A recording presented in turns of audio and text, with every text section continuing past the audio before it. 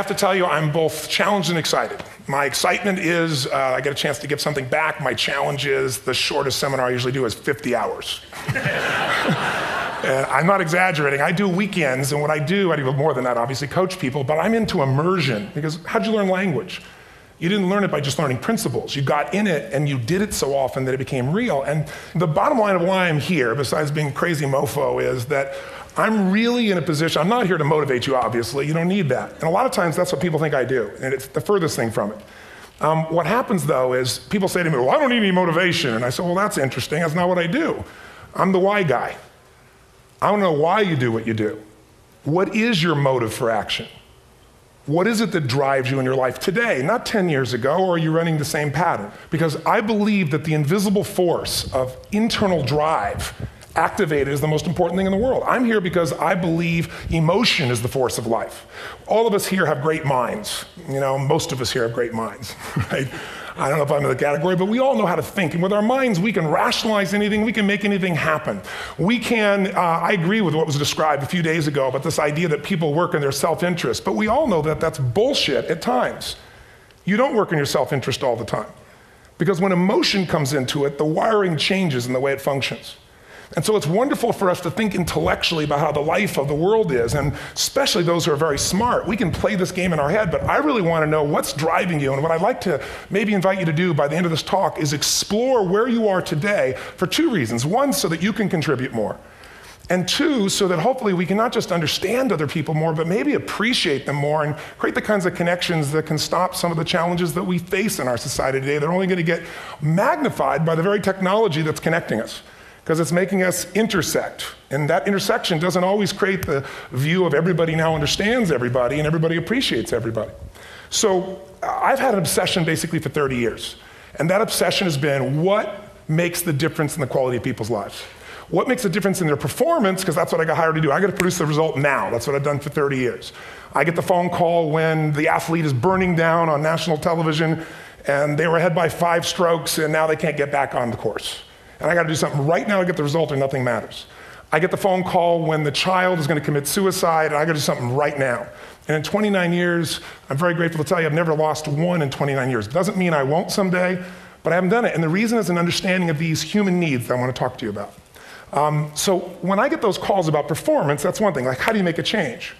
But also, I'm looking to see what is it that's shaping that person's ability to contribute, to do something beyond themselves.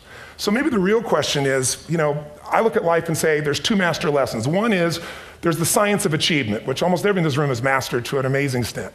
That's how do you take the invisible and make it visible, right? How do you take what you dream about and make it happen, whether it be your business, your contribution to society, money, whatever it is for you, your body, your family. But the other lesson of life that is rarely mastered is the art of fulfillment. Because science is easy, right? We know the rules, you write the code, you follow those, and you get the result. Once you know the game, you just, you up the ante, don't you? But when it comes to fulfillment, that's an art. And the reason is it's about appreciation and it's about contribution. You can only feel so much by yourself.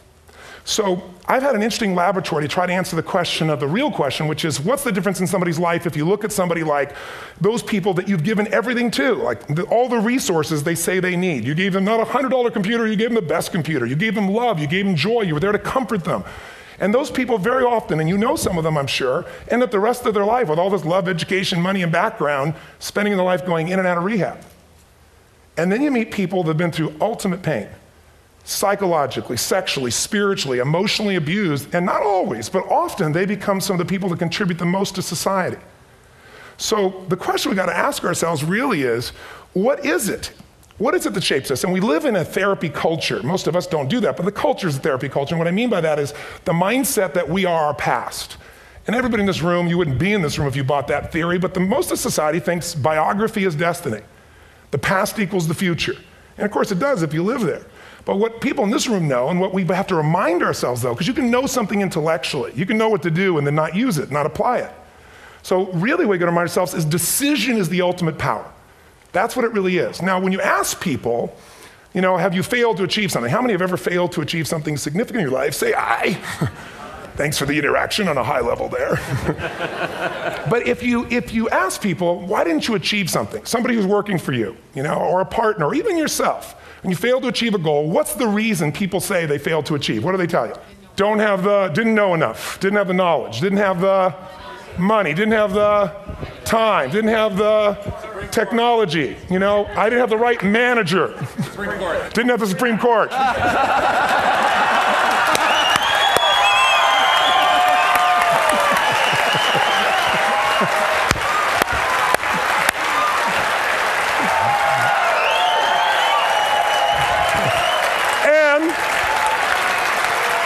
And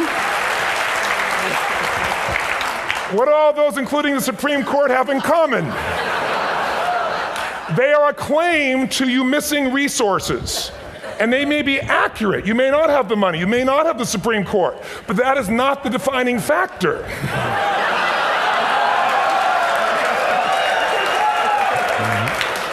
And you correct me if I'm wrong. The defining factor is never resources, it's resourcefulness. And what I mean specifically, rather than just some phrase, is if you have emotion, human emotion, something that I experienced from you day before yesterday at a level that is as profound as I've ever experienced, and if you'd communicated with that emotion, I believe you would have beat his ass and won.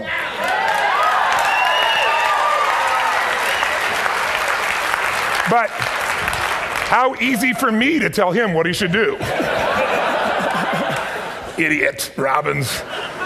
But I know when we watched a debate, at that time, there were emotions that blocked people's ability to get this man's intellect and capacity and the way they came across to some people in that day. Because I know people that wanted to vote in your direction and didn't, and I was upset. But there was emotion that was there. How many know what I'm talking about here? Say I. So emotion is it, and if we get the right emotion, we can get ourselves to do anything. We can get through it. If you're creative enough, playful enough, fun enough, can you get through to anybody, yes or no? Yes. If you don't have the money, but you're creative and determined enough, you find the way. So this is the ultimate resource, but this is not the story that people tell us, right? The story people tell us is a bunch of different stories. They tell us we don't have the resources, but ultimately, if you take a look here, flip it up if you would. They say, what are all the reasons they have in common? We said that. Next one, please. He's broken my pattern, that son of a bitch. But I appreciated the energy, I'll tell you that. What determines your resources? We've said decisions shape destiny, which is my focus here. If decisions shape destiny, what determines it is 3 decisions. What are you going to focus on? Right now, you have to decide what you're going to focus on. In this second, consciously or unconsciously, the minute you decide to focus on something, you've got to give it a meaning. And whatever that meaning is produces emotion. Is this the end or the beginning? Is God punishing me or rewarding me, or is this the roll of the dice? And emotion then creates what we're going to do, or the action. So think about your own life, the decisions that have shaped your destiny. And that sounds really heavy, but in the last 5 or 10 years, 15 years, haven't there been some decisions you've made that if you made a different decision, your life would be completely different? How many can think of one, honestly? Better or worse? Say I. So the bottom line is maybe it was where to go to work and you met the love of your life there. Maybe it was a career decision. I know the Google geniuses I saw here. I mean, I understand that their decision was to sell their technology at first. What if they made that decision versus to build their own culture? How would the world be different? How would their lives be different? Their impact. The history of our world is these decisions. When a woman stands up and says, no, I won't go to the back of the bus, she didn't just affect her life. That decision shaped our culture. Or someone standing in front of a tank.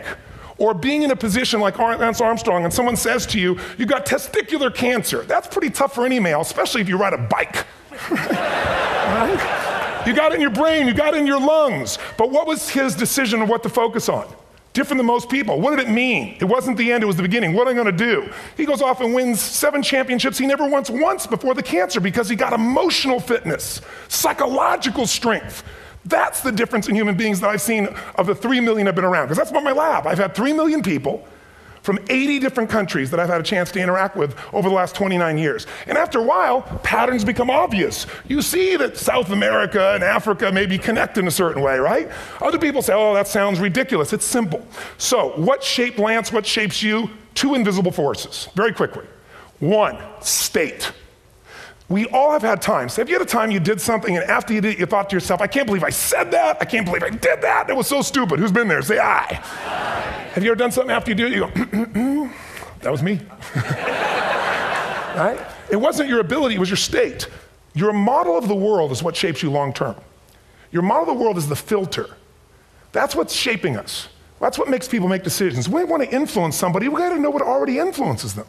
And it's made up of 3 parts, I believe. First, what's your target? What are you after? Which I believe it's not your desires. You can get your desires to goals. How many of you got a goal, desire, and thought, is this all there is? How many have been there? Say aye. So it's needs we have. I believe there are 6 human needs. Second, once you know what the target that's driving you is and you uncover it for the truth, you don't form it, you uncover it. Then you find out what's your map. What's the belief systems that are telling you how to get those needs? Some people think the way to get those needs is destroy the world. Some people is to build something, create something, love someone. And then there's the fuel you pick. So very quickly, 6 needs. Let me tell you what they are. First one, certainty. Now these are not goals or desires. These are universal. Everyone needs certainty that they can avoid pain and at least be comfortable.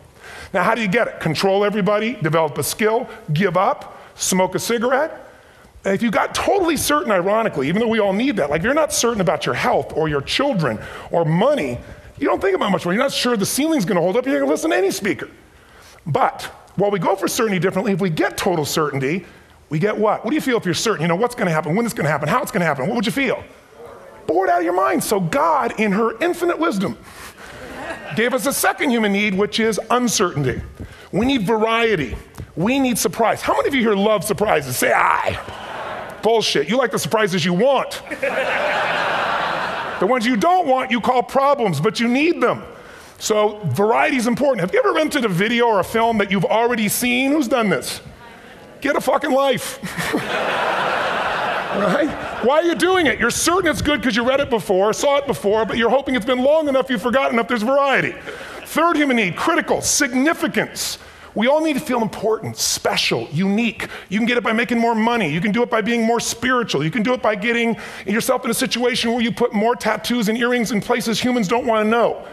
Whatever it takes. The fastest way to do this, if you have no background, no culture, and no belief in resources or resourcefulness, is violence. If I put a gun to your head and I live in the hood, instantly I'm significant. 0 to 10, how high? 10. How certain am I you're gonna respond to me? 10. How much uncertainty? Who knows what's gonna happen next? Kind of exciting, like climbing up into a cave and doing that stuff all the way down there. Total variety and uncertainty. And it's significant, isn't it? So you're willing to risk your life for it. So that's why violence has always been around and will be around unless we have a consciousness change as a species. Now you can get significance a million ways, but to be significant, you gotta be unique and different. Here's what we really need. Connection and love, fourth need. We all want it. Most people settle for connection because love's too scary. Don't want to get hurt. Who here has ever been hurt in an intimate relationship? Say aye. If you don't raise your hand, you'll have about other shit too, come on. And you're gonna get hurt again. Aren't you glad you came to this positive visit?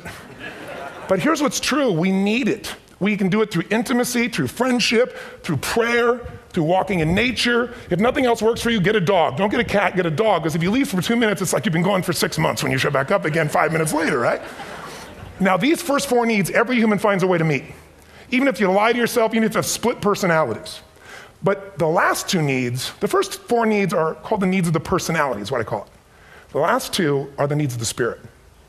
And this is where fulfillment comes. You won't get fulfillment from the first 4. You'll figure a way, smoke, drink, do whatever, meet the first 4. But the last 2, number 5, you must grow. We all know the answer here. If you don't grow, you what? If a relationship's not growing, if a business is not growing, if you're not growing, it doesn't matter how much money you have, how many friends you have, how many people love you, you feel like hell.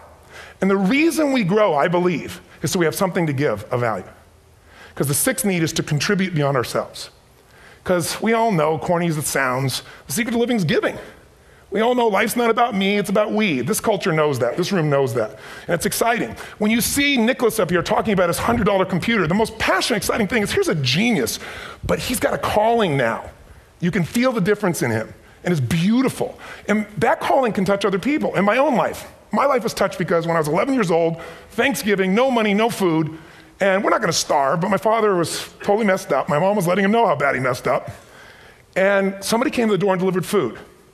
My father made 3 decisions. I know what they were briefly. His focus was, this is charity. What does it mean? I'm worthless. What I gotta do? Leave my family, which he did. The time, one of the most painful experiences of life. My 3 decisions gave me a different path. I said, focus on, there's food, what a concept. You know? Second, but this is what changed my life. This is what shaped me as a human being. Somebody's gift, I don't even know who it is. I thought, my father always said, no one gives a shit. And all of a sudden, somebody I don't know, they're not asking for it, this is giving our family food, looking out for us. It made me believe this. What does it mean? That strangers care. And what that made me decide is if strangers care about me and my family, I care about them. What am I gonna do? I'm gonna do something to make a difference. So when I was 17, I went out one day on Thanksgiving. It was my target for years, have enough money to feed 2 families. Most fun thing I ever did in my life, most moving. Then next year I did 4, and I didn't tell anybody what I was doing. Next year, 8. I wasn't doing it for brownie points, but after 8, I thought, shit, I could use some help. So sure enough, I went out, and what did I do? I got my friends involved, and I grew companies, and then I got 11 companies, and I built a foundation. Now, 18 years later, I'm proud to tell you, last year we fed 2 million people in 35 countries through our foundation, all during the holidays, Thanksgiving, Christmas, in all the different countries around the world. It's been fantastic. Thank you. So I don't tell you that to brag, I tell you because I'm proud of human beings because they get excited to contribute once they've had the chance to experience it and not talk about it. So finally, I'm about out of time, the target that shapes you, here's what's different about people. We have the same needs, but are you a certainty freak? Is that what you value most, or uncertainty? This man here couldn't be a certainty freak if he climbed through those caves. Are you driven by significance or love? We all need all 6, but whatever your lead system is tilts you in a different direction. And as you move in a direction, you have a destination or destiny. The second piece is the map. Think of that as the operating system tells you how to get there. And some people's map is, I'm gonna save lives even if I die for other people, and they're a fireman. Somebody else says, I'm gonna kill people to do it. They're trying to meet the same needs of significance, right? They want to honor God or honor their family, but they have a different map. And there are 7 different beliefs. I can't go through them because I'm done. The last piece is emotion. I say one of the parts of the map is like time. Some people's idea of a long time is 100 years. Somebody else says is 3 seconds, which is what I have. And the last one I've already mentioned that felt you. If you got a target and you got a map, and let's say, I can't use Google because I love Macs, and they haven't made it good for Macs yet. So if you use MapQuest, how many have made this fatal mistake of using MapQuest at some time? You use this thing and you don't get there. Well, imagine if your beliefs guarantee you can never get to where you want to go. The last thing is emotion. Now here's what I'll tell you about emotion. There are 6,000 emotions that we all have words for in the English language, which is just a linguistic representation, right? It changes by language. But if your dominant emotions, I have more time, I have 20,000 people or 1,000, and I have them write down all the emotions that they experience in an average week. And I give them as long as they need. And on one side they write empowering emotions, the other is disempowering. Guess how many emotions people experience? Less than 12. And half of those make them feel like shit. So they got 5 or 6 good frickin' feelings, right? It's like they feel happy, happy, excited, oh shit, frustrated, overwhelmed, depressed. How many of you know somebody who no matter what happens finds a way to get pissed off? How many know somebody like this? Or no matter what happens, they find a way to be happy or excited. How many know somebody like this? Come on. When 9/11 happened, and I'll finish with this, I was in Hawaii. I was with 2,000 people from 45 countries. We were translating 4 languages simultaneously for a program that I was conducting for a week. The night before was called Emotional Mastery. I got up, had no plan for this, and I said, we had all this fireworks, I do crazy shit, fun stuff. And then at the end I stopped, and I had this plan I was gonna say, but I never do what I'm gonna say. And all of a sudden I said, when do people really start to live? When they face death. And then I went through this whole thing about if you were gonna get off this island, if 9 days from now you were gonna die, who would you call, what would you say, what would you do? One woman, well that night is when 9/11 happened. One woman had come to the seminar, and when she came there, her previous boyfriend had been kidnapped and murdered. Her friend, or her new boyfriend, wanted to marry her, and she said no. He said, if you leave and go to that Hawaii thing, it's over with us. She said it's over. When I finished that night, she called him and left a message, true story, at the top of the World Trade Center where he worked, saying, honey, I love you. I just want you to know, I want to marry you. It was stupid of me. She was asleep, because it was 3 a.m. for us, when he called her back from the top and said, honey, I can't tell you what this means. He said, I don't know how to tell you this, but you give me the greatest gift because I'm going to die. And she played the recording for us in the room. She was on Larry King later. And he said, you're probably wondering how on earth this could happen to you twice. And he said, all I can say to you is, this must be God's message to you, honey. From now on, every day, give your all, love your all. Don't let anything ever stop you. She finishes, and a man stands up and he says, I'm from Pakistan, I'm a Muslim. I'd love to hold your hand and say I'm sorry, but frankly, this is retribution. I can't tell you the rest because I'm out of time.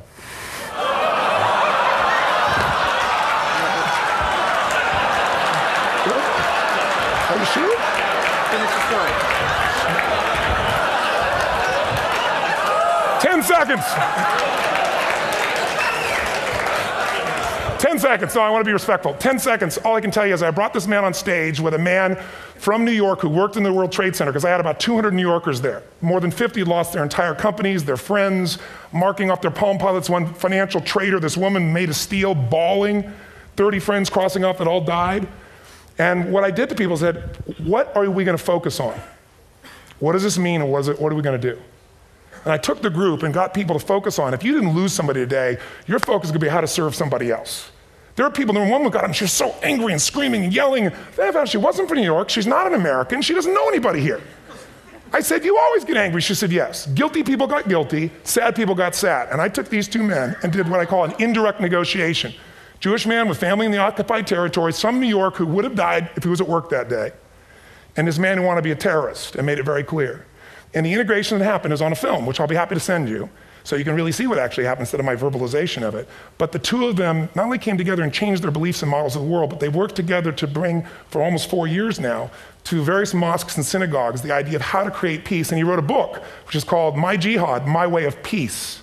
So transformation can happen. So my invitation to you is this. Explore your web, the web in here.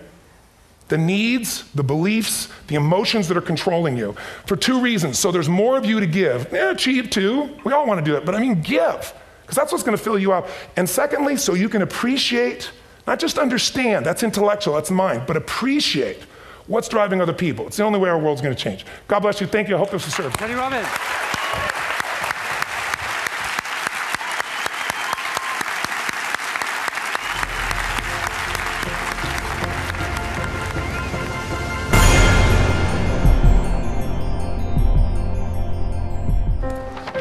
What if great ideas weren't cherished? What if they carried no importance? Or held no value?